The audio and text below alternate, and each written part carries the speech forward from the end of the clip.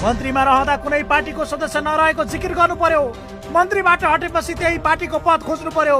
सरकारबाट हटेको 2 दिन नबित्दै राजसभामा पद खोज्दै कुलमान सभापति रवि लामिछानेको घर धाएका छन्। शुक्रबार बिहानै रवि र कुलमान बीच भएको 1-to-1 वार्तामा कुलमानले राजसभामा हिस्सेदारी मागे, तर रविले कुलमानको प्रस्ताव ठाडै अस्वीकार गरिदिए। फलत विषय जटिल मोडमा छ। रवि बालन र कुलमानको एउटै पार्टी घर हो रासोपा, तर कसको जिम्मेवारी के हो, के गर्ने कुनै अत्तो छैन। न रासोपाले औपचारिक निर्णय गरेको छ। रवि भने कुलमानलाई भाग लिने मात्र होइन, दिने ठाउँमा पुगेको भन्दै त्याग गर्न सम्झाइरहेका छन्।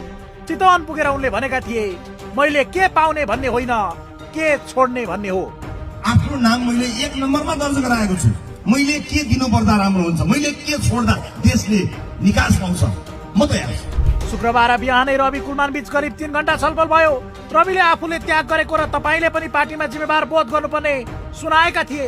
भेटघाट स्रोतले जनाए अनुसार कुलमानले रवि पछिको दोस्रो वरियता माग गरेका छन्।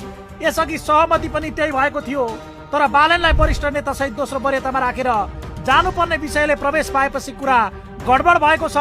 फलत उज्यालो नेपालका नेताहरूसँग कुलमानले राजसभामा आफूले चाहेर नभई सुदन गुरुङले अपहरण शैलीमा पुर्याएपछि मिल्न बाध्य बनेको भन्दै ब्रिफिङ गरेको विषय पनि सतहमा छ।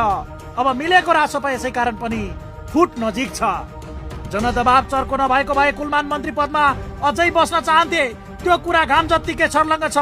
कुलमान 2टा डुङ्गामा खुट्टा राखेर पारी तर्न खोज्दै थिए, तर मन्त्री रूपी खुट्टा झिक्न पर्यो। मन्त्री हुँदा त कुलमानले पटक पटक कुनै पार्टीको सदस्य नभएको जिकिर गर्नु पर्यो। अब राजसभामा पद मिलाएर जानै अर्को समस्या खडा भएको छ, किनकि सहमतिमा तलमाथि हुँदा सङ्कट परेको छ।